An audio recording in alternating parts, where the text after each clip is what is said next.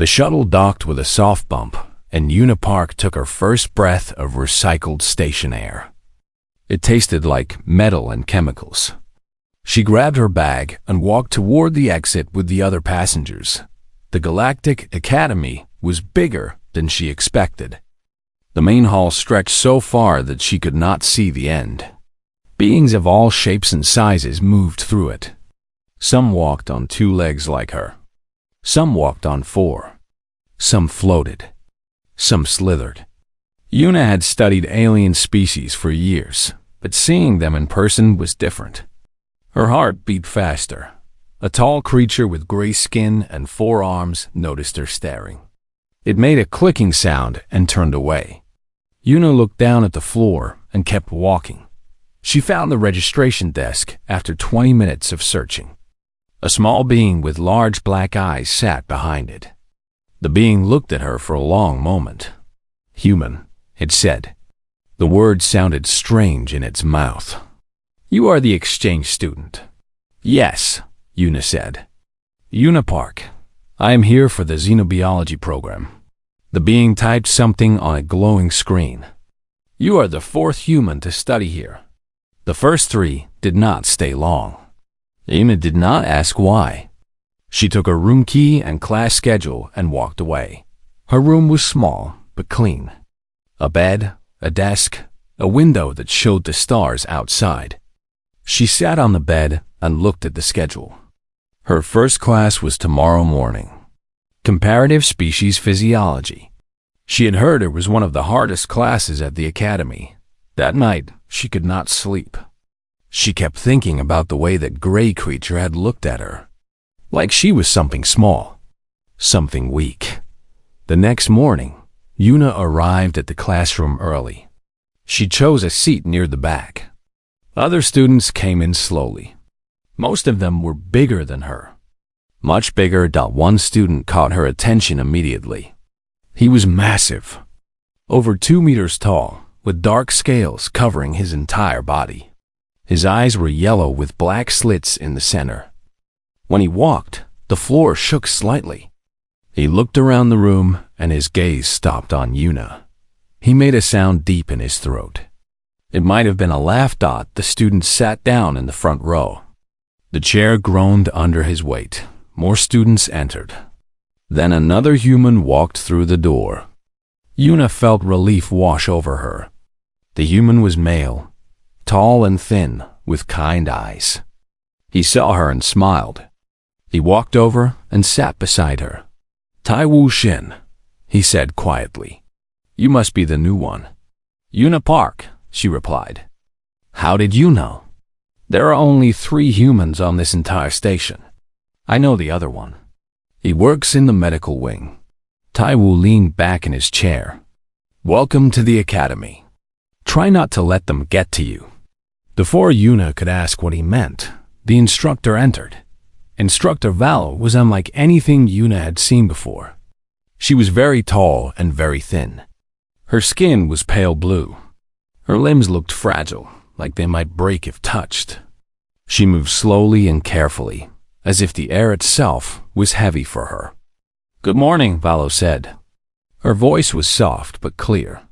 "Today, we begin our study of gravity adaptation. Please open your datapads." Una touched her screen and a document appeared. It showed a list of planets and their gravity levels. Earth was highlighted in yellow. "As you can see," Valo continued, "different species evolved under different gravitational pressures. This affects everything: bone density, muscle mass, organ placement. A species that evolved on a low-gravity world will have a very different body than one from a high-gravity world." She pointed at the screen on the wall. Earth's data appeared. Gravity, 1G. Oxygen content, 21%. Average temperature, 15 degrees. "Humans," Valo said, "come from a moderate gravity world with high oxygen content. According to galactic records, they are classified as endurance specialists. Their strength metrics are listed as unremarkable." Someone laughed. Una looked toward the sound. It was the scaled student. His yellow eyes were fixed on her. "Is something amusing, Koro?" Valo asked. The scaled student stood. He was even larger than Yuna had realized. "I was just looking at the human," he said. His voice was deep and rough. "She is so small. I could fit her in one hand." Some students laughed. Others stayed silent. Valo raised a thin hand. "That is enough. Please, sit down." Koro sat, but his eyes stayed on Yuna. She could feel his gaze like heat on her skin. After class, Taiwu walked with her through the corridor. "That was Koro," he said. "He is Vorn. His species are apex predators. They ruled their planet for millions of years." "He does not like humans," Yuna said. "He does not like anyone, but humans especially." Taiwu sighed. "We have a reputation here, Yuna. The galaxy thinks we are weak, fragile. They read our medical data and think they understand us." Yuna stopped walking. "What do you mean?" "The galactic databases. They were built using data from human refugees. Sick people. Old people. Crash survivors." Taiwu shook his head. "No healthy human in their prime has ever been properly tested. The galaxy has no idea what we can really do." Yuna thought about this. She thought about the way Koro had looked at her. Like she was prey. She smiled. "Then maybe," she said, "it is time they learned." Taiwu looked at her for a moment. Then he laughed. "I like you, Yuna Park. Just be careful. The Vorn do not respond well to challenges." Yuna started walking again. "I will not challenge anyone," she said. "I will simply wait. Sooner or later they will ask me to prove myself. And then—" Yuna did not answer. She just kept walking, her small human body moving through a station full of giants. She could wait. Humans were very good at waiting. 3 weeks passed at the Galactic Academy. Yuna attended every class. She studied every night. She learned the names of 40 different species and memorized their home planets. Her grades were among the highest in her year. None of it mattered to the other students. They still looked at her like she was nothing. They still moved out of her way in the corridors, but not out of respect. It was more like the way someone moves away from a small insect. Not fear, just mild disgust. Koro was the worst dot every day. He found new ways to remind her that she was small. He would stand too close to her in the food line. He would block the door when she tried to enter a room. He would make comments just loud enough for her to hear. "Look at the human. So soft, no claws, no scales. How did her species survive? I heard humans need to sleep for 8 hours every cycle." 8 hours? My people sleep for 2. Be careful near the human. She might break. Yuna never responded. She just watched and listened. She learned everything she could about Koro and his species. The Vorn were predators. They came from a jungle world with thick forests and dangerous animals. They hunted in packs. They ate meat raw. Their scales could stop a blade. Their claws could cut through metal. On their home planet, they were at the top of the food chain. They had never met anything they could not kill. Taiwu told her to ignore Koro. "He wants you to react," he said during lunch one day. "If you react, he wins. Just stay calm." "I am calm," Yuna said. And she was. She had grown up with 3 older brothers. She knew how to handle bullies. The trick was patience. The day everything changed started like any other. Yuna arrived at comparative species physiology and took her usual seat. Koro was already there, sitting in the front. Instructor Valo stood at the screen, preparing the day's lesson. "Today," Valo announced, "we will study threat displays and dominance hierarchies." Many species use physical demonstrations to establish social order. These displays avoid actual violence by showing strength without fighting. She pressed a button and images appeared on the screen. A large cat-like alien with its fur raised. A reptile with a colorful frill around its neck. A bird-like creature spreading massive wings. "I would like volunteers," Valo said. "Please come forward and demonstrate your species' natural threat display." Several students stood. One by one, they walked to the front of the room. A student from a desert world opened his mouth and showed 3 rows of sharp teeth.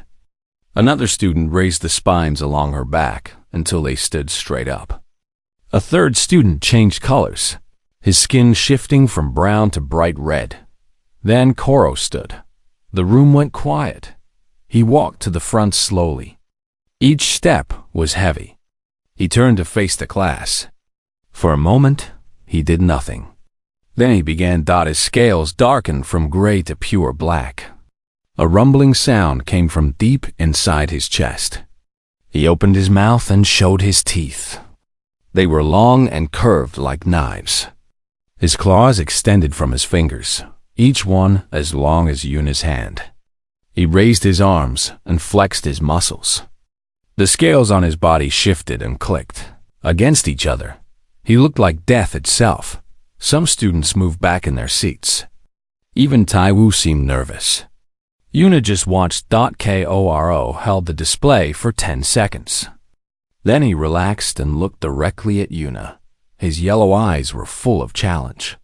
"Instructor," he said, "does the human have a threat display? I would very much like to see it." Laughter rippled through the class. Valo raised her hand for silence. "That is not appropriate, Koro. Please return to your seat." But Koro did not move. "I am serious. The human has been here for weeks. She studies with us. She eats with us. But we know nothing about her species. Does she even have claws?" He looked at Yuna again.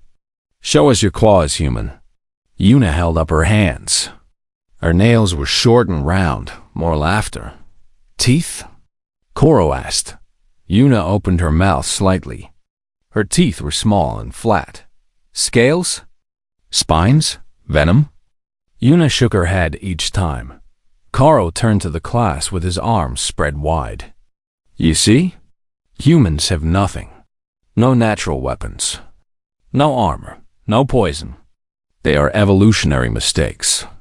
The only reason they survived is because they learned to make tools. Without their technology, they are helpless." He looked back at Yuna. His voice dropped lower. "Prey-shaped." The word hung in the air. Valo stepped forward. "Koro, that is enough. Return to your seat immediately." But before Koro could move, Yuna stood up. The room went silent. She walked down the aisle between the seats. Her footsteps were soft against the floor. She stopped in front of Instructor Valo. "May I speak?" she asked. Valo hesitated. She looked at Koro, then at Yuna. Finally, she nodded. Yun turned to face the class. Her heart was beating fast, but her voice was steady. "Koro is correct," she said. "Humans have no claws, no scales, no venom. By the standards of this room, we have no natural weapons." Koro smiled. His teeth gleamed. Yuna continued. "But Koro is also wrong. He thinks humans are weak because we do not look dangerous. He looked at our medical data and saw small bodies with soft skin. He made assumptions." She paused. "He assumed wrong." Koro's smile faded. Yuna looked at Instructor Valo. Would a physical demonstration be acceptable? The room went completely still. Nobody moved. Nobody breathed. Valo blinked several times. Her thin hands twisted together. What kind of demonstration? Yuna turned to look at Koro. She met his yellow eyes directly. "I want to show the class," she said, "what a human can really do." Koro laughed. But this time, there was something uncertain in the sound. Something that had not been there before. "Fine," he said. "Show us, little human. I could use the entertainment." Yuna smiled. It was a small smile, quiet, patient. The smile of a predator. The classroom was silent. Every student had stopped moving. Every eye was on Una. Instructor Valo looked nervous. Her thin blue hands were shaking slightly. "I am not sure this is wise," she said. "Cora weighs nearly 200 kilograms. If there is any kind of physical confrontation, there will be no confrontation," Una said calmly. "Only a demonstration." Cora stood with his arms crossed. His scales had returned to their normal gray color, but his yellow eyes were focused on Una like she was something to eat. "Let her try whatever she wants. It will be amusing." Some students laughed nervously. Taiwu did not laugh. He was watching Una with a strange expression on his face. Valo looked between them for a long moment. Then she sighed. "Very well. But if anyone is injured, this ends immediately." Una nodded. She stepped forward until she was standing in the open space at the front of the classroom. Cora was still near the screen, about 5 meters away. "Before I demonstrate," Una said, "I want to explain something." She turned to face the class. Her voice was clear and steady. "You all know that humans come from Earth. Your databases say Earth is a moderate gravity world. This is true. Our gravity is 1G, but what the databases do not tell you is what that means." She walked slowly as she spoke. 1G is heavy. It is heavier than most homeworlds in this room. Every day of our lives, we fight against a force that is constantly pulling us down. Our bones grow dense to support our weight. Our muscles grow strong to move our bodies. Our hearts grow powerful to pump blood against gravity. Cora made a dismissive sound. "Boring. Everyone's planet has gravity." "Yes," Una agreed. "But not everyone's planet has everything else." She stopped walking. Earth is not just a high-gravity world. It has an atmosphere filled with oxygen. 21%. Do you know what oxygen does to a body? Silence. "It burns," Una said. "Every breath we take is fuel. Our metabolism runs hot. Our muscles can work harder and longer than species from low-oxygen worlds. We can push our bodies past their limits when we need to." She looked directly at Cora. "And we needed to, because Earth is dangerous." For the first time, Cora looked slightly uncertain. "Humans are not the biggest animals on our planet," Una continued. "We are not the fastest. We do not have the strongest bite or the sharpest claws. But we became the apex predators anyway. Do you know how?" Nobody answered. "We hunted," Una said. "Not the way you hunt, Cora. Not with ambushes and quick kills. Humans hunted through endurance.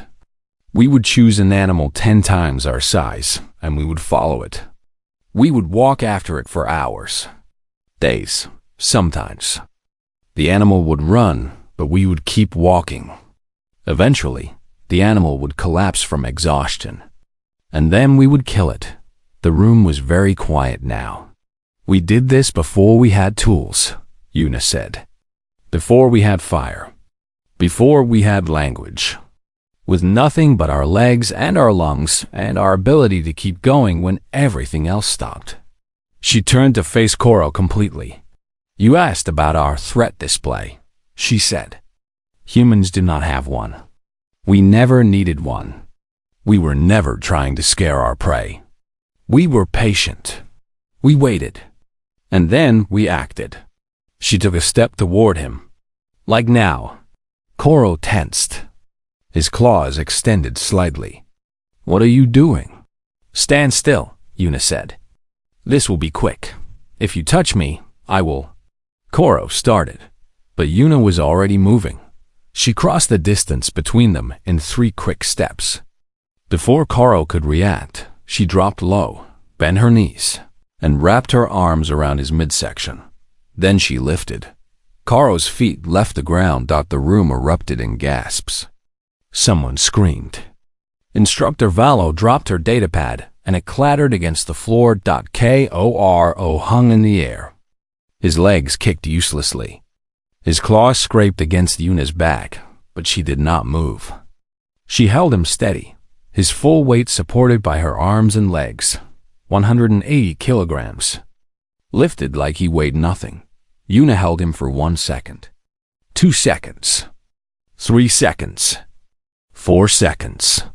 5 seconds. Then she set him down gently and stepped back. She was not even breathing hard. The room was completely silent. Nobody moved. Nobody spoke. They just stared. Koro stood frozen. His scales were cycling through colors rapidly. Blue, green, purple, yellow. Colors Yuna had never seen on him before. His eyes were wide, and his mouth hung open slightly. Yuna returned to the center of the room. She straightened her uniform. She pushed a strand of hair behind her ear. "That was my demonstration," she said quietly. Still, nobody spoke. Taiwu broke the silence first. He started laughing. It was a bright, happy sound that filled the room. One by one, students began to murmur. The murmurs grew louder. Questions overlapped. How did she do that? Is that normal for humans? Her muscles must be different. I thought they were supposed to be weak. Instructor Valo picked up her datapad with shaking hands. Her voice trembled when she spoke. That should not have been possible. The database clearly states that human strength is unremarkable.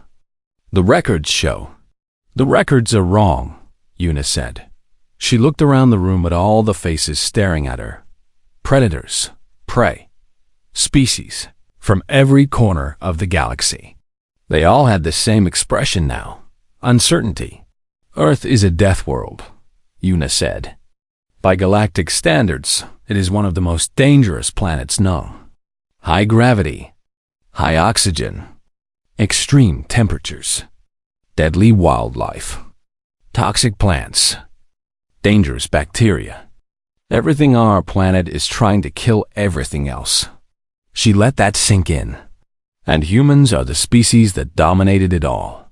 We did not survive Earth. We conquered it. Every animal, every environment, every challenge. We won. Koro finally found his voice. It came out as a whisper. Why? Why does the galaxy not know this? Yuna looked at him. For a moment, something like pity crossed her face. Because nobody ever asked, she said. They looked at us and saw small bodies. Soft skin, no claws. They made assumptions. They never tested a healthy human. They never watched us hunt. They never saw us fight. She paused. They only saw what we chose to show them. The words hung in the air like a warning. Koro stared at her. His scales had finally settled on a single color.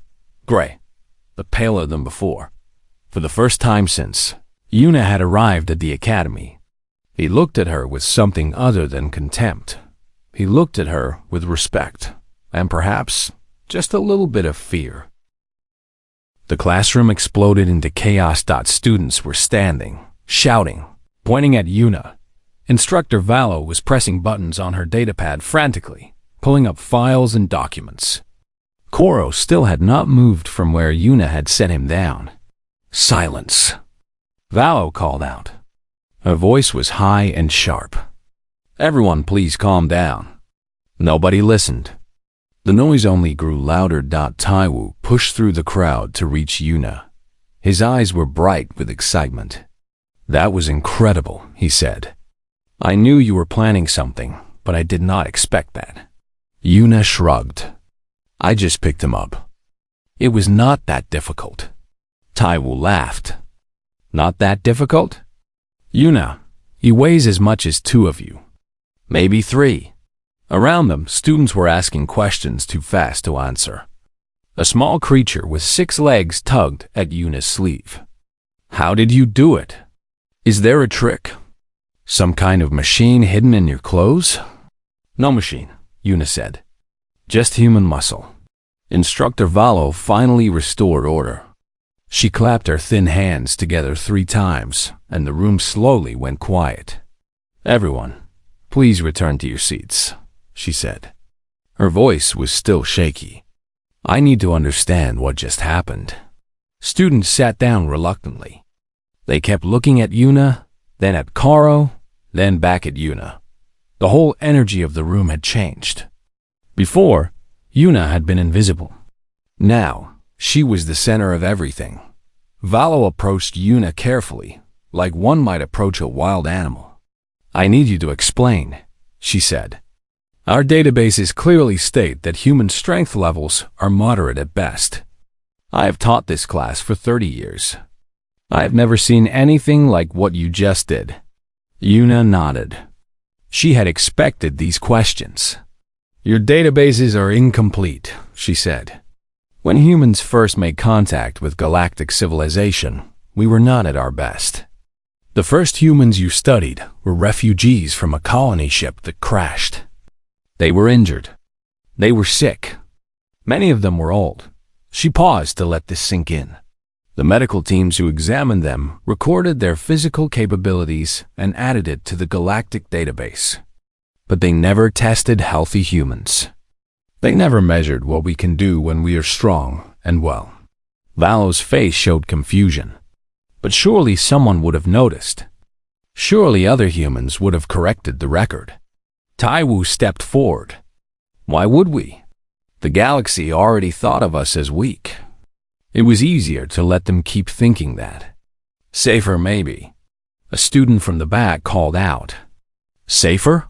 What do you mean safer?" Taiwu looked at Yuna. She nodded for him to continue.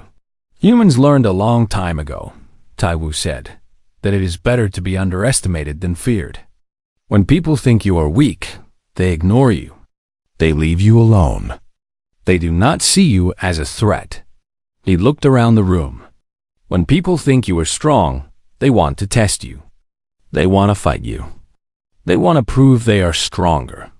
Humans did not want that. We wanted peace. So we stayed quiet." The room was silent again. But this was a different kind of silence. It was the silence of people learning something that changed everything they believed. Koro finally spoke. His voice was rough, like he had swallowed something sharp. "You let us mock you. You let us call you prey. You could have shown us the truth at any time, but you said nothing." Yuna turned to face him. "Yes, why?" Koro demanded. "Why let us treat you like that?" "Because it did not matter," Yuna said simply. "Your words could not hurt me. Your opinion of me meant nothing. I knew the truth. That was enough." Koro stared at her. His yellow eyes were full of something complicated. Anger, maybe. Or shame. Or both. "I called you prey-shaped," he said quietly. "You did. I was wrong." Yuna did not smile. She did not gloat. She just nodded once, accepting his words. Instructor Valo had been typing on her datapad while they talked.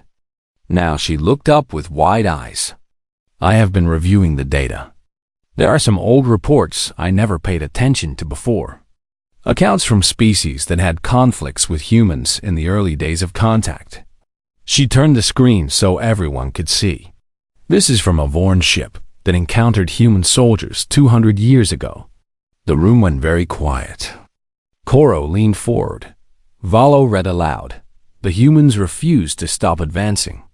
We killed many of them, but they kept coming. Even with injuries that would stop any rational being, they continued to fight. One human with a destroyed arm continued firing his weapon with his remaining hand. Another human ran toward our lines, despite being hit multiple times. We were forced to retreat. It was not a battle. It was a nightmare." She lowered the datapad.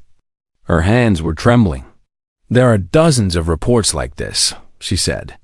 "I never read them because they seemed impossible. Exaggerations. War stories." But now, she looked at Yuna with new eyes. "Now I am not sure what is exaggeration and what is truth." Yuna took a breath. Humans have a chemical in our bodies called adrenaline. When we are scared or angry or fighting for our lives, our body releases this chemical. It makes us faster, stronger. It blocks pain. It lets us do things that should be impossible. She looked around the room. We call it the fight or flight response. But for humans, it is usually fight. We evolved to run toward danger, not away from it.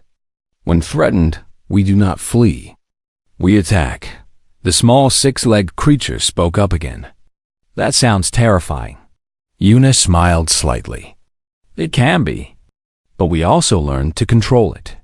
Humans do not fight unless we have to. We prefer peace. We prefer talking. We prefer building things instead of destroying them. She turned back to Koro. That is why I never responded to your insults. Not because I was weak, but because I chose not to fight. There's a difference. Koro was quiet for a long moment. Then he did something unexpected. He bowed his head. Among the Vorn, this was a sign of deep respect. Yuna had studied enough to know that. Her eyes widened slightly. I have misjudged you, Koro said. I have misjudged your entire species. I ask for your forgiveness. The room gasped. The Vorn never apologized. It was not in their nature. Yuna stepped forward. She reached out and placed her small human hand on Koro's massive scaled arm. There's nothing to forgive, she said. You did not know. Now you do. Koro raised his head. For the first time, he looked at her not as prey, not as an enemy, not even as an equal. He looked at her with wonder. What else? He asked slowly. Does the galaxy not know about humans? Yuna smiled.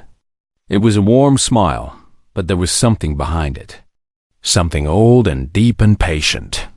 Many things, she said. But do not worry. We only show people what they need to see. The bell rang, signaling the end of class. But nobody moved. They all stayed in their seats, watching the small human girl who had just changed everything they thought. They knew about the universe. The story of what happened in that classroom would spread across the station by nightfall. And across the galaxy within a week. The news spread faster than anyone expected. Within hours, every student at the Galactic Academy had heard the story. By the next morning, it had reached the station's administrators. By the end of the week, reports were being sent to homeworlds across the galaxy. The human female who lifted a Vorn. Yuna noticed the change immediately. When she walked through the corridors, people no longer ignored her. They watched her. Some stepped aside as she passed. Not with disgust like before. With something closer to caution. The predator species students no longer blocked her path. The ones with sharp teeth kept those teeth hidden when she was near. The ones with claws kept their claws folded away. It was strange. Yuna had spent weeks being invisible. Now she felt like every eye on the station was following her. Taiwu found it funny. You wanted them to know the truth, he said during breakfast. Now they know. Are you happy? Yuna poked at her food. I am not sure happy is the right word. I just wanted them to stop calling humans weak. I did not want them to be scared of me. Too late for that, Taiwu said. I heard some students are requesting to change their schedule so they do not have classes with you. Yuna sighed. This was not what she wanted. 2 days later, Instructor Valo asked Yuna to meet her in private. Yuna expected trouble. Instead, she found the thin blue alien waiting with a datapad and a nervous expression. I owe you an apology, Valo said. I taught incorrect information about your species for 30 years. I should have questioned the database. I should have done my own research. You believed what you were told, Yuna said. Most people do. Valo nodded slowly. I have been thinking about this. I want to correct the record. I want to update the galactic database with accurate information about humans. She paused. Would you agree to proper physiological testing? Full medical scans, strength measurements, endurance tests, everything. Yuna considered this. It was what she had hoped for. A chance to finally show the galaxy what humans could really do. But there was a risk too. What if knowing the truth made things worse? I will agree, Yuna said finally. But on one condition. The results must be shared openly. No secrets. No hiding. Everyone gets to see the real data. Valo blinked. Are you sure? Some species might see this as a threat. They might be scared, Yuna finished. I know. But secrets are what caused this problem in the first place. The truth is better, even when it is uncomfortable. Valo studied her for a long moment. Then she nodded. You are wiser than your years, Unipark. I will make the arrangements. The testing took place over 3 days. Valo brought in specialists from different fields. They measured everything. Bone density, muscle composition, reaction time, pain tolerance, endurance limits. The results were remarkable. The specialists kept asking Yuna to repeat tests because they thought their equipment was broken, thought it was not broken. Humans were simply stronger than anyone had believed. The final report was published 2 weeks later. It spread across the galactic network like wildfire. Species that had never thought about humans suddenly wanted to know everything about them. Yuna became something of a celebrity. She did not enjoy it. She just wanted to finish her studies and go home. But she understood that she represented something now. She was proof that the galaxy did not know everything. The most surprising change came from Koro. One evening, Yuna was sitting alone in the observation deck. It was her favorite place on the station. A large window showed the stars outside, millions of tiny lights scattered across the darkness. She came here when she needed to think. She heard heavy footsteps behind her. She did not turn around. She already knew who it was. Koro sat down beside her. The bench groaned under his weight. For a long time, neither of them spoke. I have been thinking, Koro finally said. His voice was quieter than before, less aggressive. About what you said in class. About humans choosing peace. Yes? Yuna looked at him. My people do not choose peace, Koro said. We fight because it is our nature. We dominate because it is what we are. I never questioned this. It was simply how things were. He turned to face her.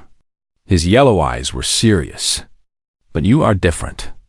Humans have the strength to dominate. You proved that. Yet you choose not to. Why?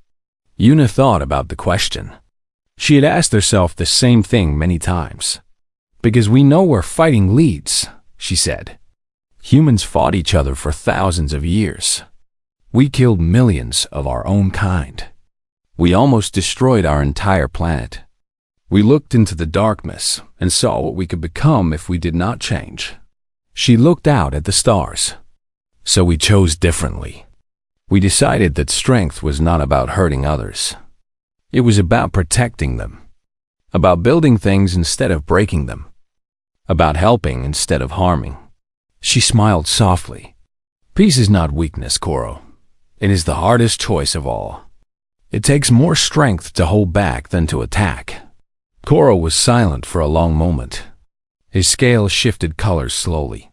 Blue, green, a soft purple Yuna had never seen before. Your species is strange, he said finally. Yuna laughed. Yes, we are.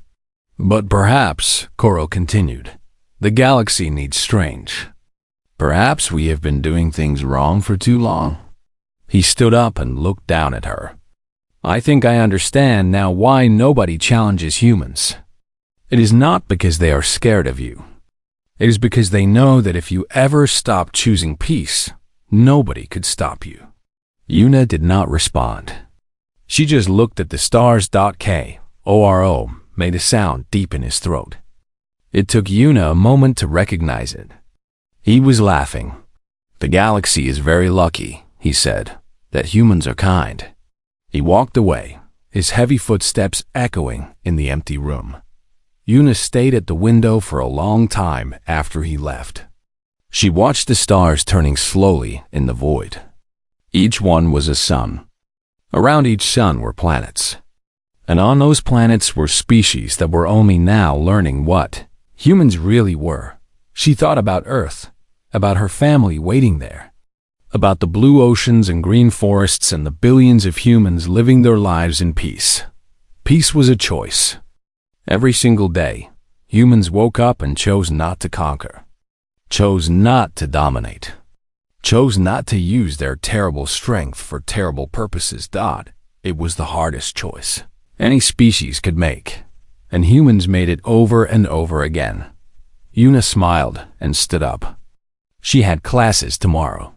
She had tests to take and lessons to learn.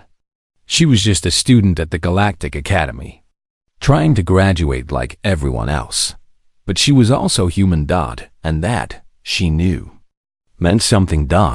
It meant she was capable of anything. And she would choose, every day, to use that capability for good. Because that was what humans did. That was what made them human.